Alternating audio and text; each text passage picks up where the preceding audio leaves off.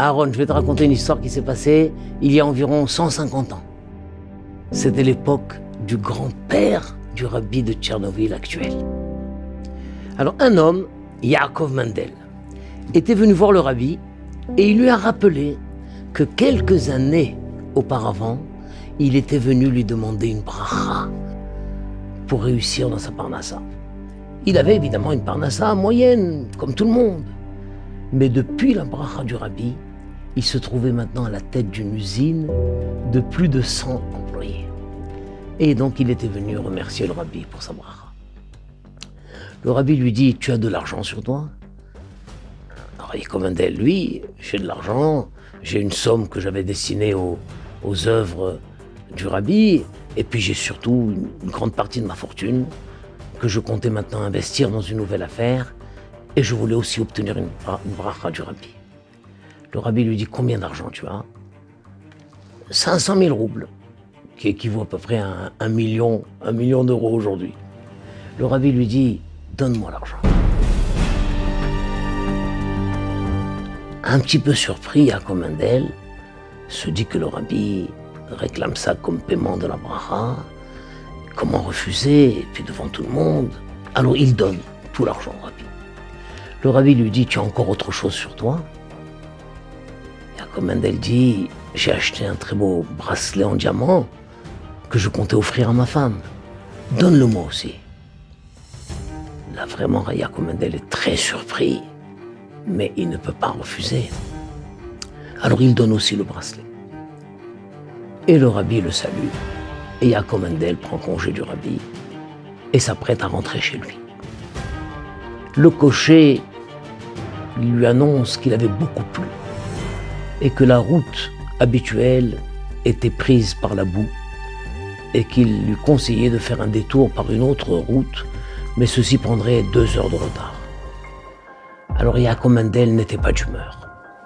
Il faut dire qu'il était un peu exaspéré par cette situation où le rabbi lui avait pris tout ce qu'il avait sur lui et en plus arrivé en retard à la maison. Alors il a dit au cocher, non, prenons la route habituelle et Hachem nous aidera. Ils ont pris la route habituelle et évidemment, au bout d'un certain moment, les roues se sont bloquées dans la boue. Le cocher est descendu, il a réussi à dégager les roues et ils ont repris. Et tout paraissait normal à ce moment-là. Quand ils ont entendu des cris, des hurlements, et ils se sont trouvés entourés en quelques secondes d'une bande de voyous, de voleurs, qui leur intiment de s'arrêter, font descendre Rabbi Yaakov Mendel de calèche et lui disent « Donne-nous tout l'argent que tu as sur toi !» Yaakov Mendel leur raconte, il leur a dit « Écoutez, je n'ai pas un sou sur moi. J'ai tout perdu, on m'a tout pris. Fouillez-moi, vous verrez que je n'ai rien. » Ils l'ont effectivement fouillé et ils ont vu qu'il n'avait rien. Et il a supplié, laissez-moi rentrer chez moi. Par un miracle, l'un des voleurs a dit, ça servira à quoi de le tuer? De toute façon, on n'aura pas plus d'argent. Allez, rentre chez toi. Pris de pitié d'une manière incompréhensible, ils l'ont laissé rentrer chez lui. Et à ce moment-là, quand Yaakov Mendel remonte dans le calèche, il revoit la scène avec le rabbi. Et il dit, mais le rabbi voit si loin. Le rabbi a déjà vu tout ça. Le rabbi m'a sauvé la vie. Et il arrive chez lui en bonne santé. Ces affaires continuent à prospérer. Et l'année suivante, il retourne chez le rabbi pour lui raconter et pour le remercier de lui avoir sauvé la vie. Et c'est à ce moment-là que le rabbi ouvre un tiroir et lui rend intégralement les 500 000 roubles qu'il lui avait donnés et le bracelet qu'il avait destiné à sa femme.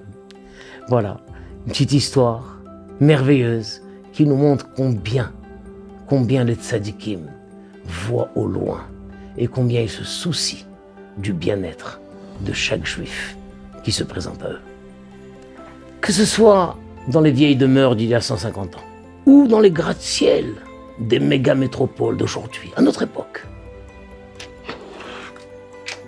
Même aujourd'hui, nous ne comprenons pas toujours l'intention du rabbi. Il y a 4 ans, un jeune homme est venu voir le rabbi, le Admour de Tchernobyl actuel, celui qui est avec nous ce soir, pour lui demander une bracha de réussir dans ses affaires. Et le rabbi lui dit, tu vas bientôt trouver ta femme, Be'ezrat Hashem. Le jeune homme est surpris, mais rabbi, il ne s'agit pas de ça, je veux une bracha pour réussir dans les affaires. Je sais, Be'ezrat Hashem, bientôt tu te marieras. Le jeune homme sort, franchement, déçu. Déçu. Il est devenu demander une bracha, il obtient autre chose. Mais voici que quelque temps après, il rencontre une jeune fille, il se marie. Donc la bracha du rabbi se réalise. Mais le mieux, c'est que le frère de cette jeune fille dirigeait une grande société. Et il voulait ouvrir une filiale de cette société. Et il trouva que son futur beau-frère avait toutes les qualités pour diriger cette filiale. Et c'est ce qui s'est fait. Aujourd'hui, il est à la tête d'une grande entreprise, marié et une parnassa extraordinaire. Et il vient régulièrement. Alors, qui aurait pu imaginer ce que le rabbi avait vu à ce moment-là au moment de la bracha? C'est pourquoi ce jeune homme vient régulièrement voir le rabbi. Et il se trouve même peut-être parmi nous ce soir. On comprend maintenant que les chemins d'Hachem sont parfois incompréhensibles, comme les paroles des rabbanim. En fait, tous ces grands rabbanim, tous ces grands tzadikim se séparent du monde à force de travail sur soi, de prière, de jeûne. En fait, ils font la Havdalah avec le monde. Nous sommes au-dessus des lois de la nature. Cela ne signifie pas qu'on ne doit pas jouer le jeu de la vie. Nous jouons le jeu de la vie, bien que tout ne soit qu'illusion.